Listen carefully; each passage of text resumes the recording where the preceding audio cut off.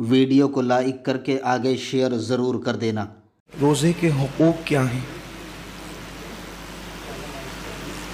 چونکہ اسلام میں تمام روزوں میں سب سے افضل ترین روزے ماہ رمضان شریف کے ہیں۔ اس کی وجہ بالکل ظاہر ہے کہ ماہ رمضان شریف کے روزے ہم پر فرض ہیں۔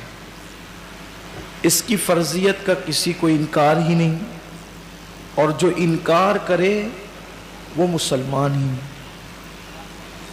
ہر مسلمان چاہے وہ روزے رکھتا ہو یا نہ رکھتا ہو، ہر مسلمان کا یہ عقیدہ ہے کہ ماہ رمضان شریف کے روزے فرض ہیں۔ اور پھر اس مہینے کی فضیلت بھی بالکل ظاہر ہے کہ اللہ کے حبیب صلی اللہ علیہ وآلہ وسلم نے فرمایا کہ ماہ رمضان کو تمام مہینوں پر ایسی فضیلت ہے جیسی فضیلت مجھے تم سب پر ہے۔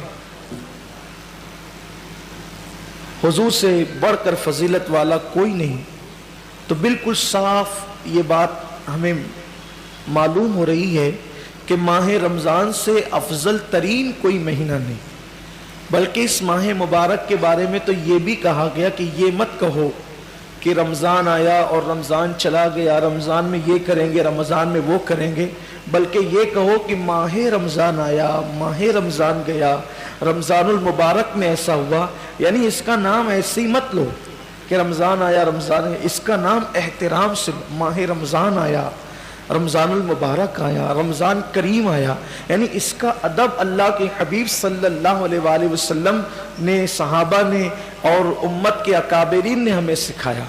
اور پھر اس کی وہ پہلی رات جس میں آسمانوں کے دروازے کھلتے ہیں، آپ نے کثرت سے سنا ہے، صرف میں اشارے دے کر اپنے عنوان کی طرف آپ کو لے جانا چاہتا ہوں کہ آسمان کے دروازے کھلتے ہیں، رحمتوں کے دروازے کھلتے ہیں، جنت کے دروازے کھلتے ہیں۔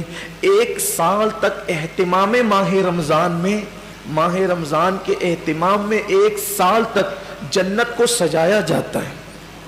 ایک سال تک جنت مزین کی جاتی ہے کہ ماہ رمضان شریف آنے والا۔ یعنی ہم تو عید کر کے چھٹیاں منا لیے ہوتے ہیں، لیکن اللہ کے معصوم فرشتے رمضان شریف کے جانے کے بعد آئندہ رمضان شریف کے لیے پھر اہتمام میں لگ جاتے ہیں اور جنت آراستہ کی جاتی۔ یہی وہ ماہ مبارک ہے جس میں کوئی خوش نصیب مسلمان کا انتقال ہو جائے تو وہ قبر کے عذاب سے بچ جاتا ہے، اور وہ قبر کی تکالیف سے بچ جاتا ہے، قبر کے حساب و کتاب سے بچ جاتا ہے۔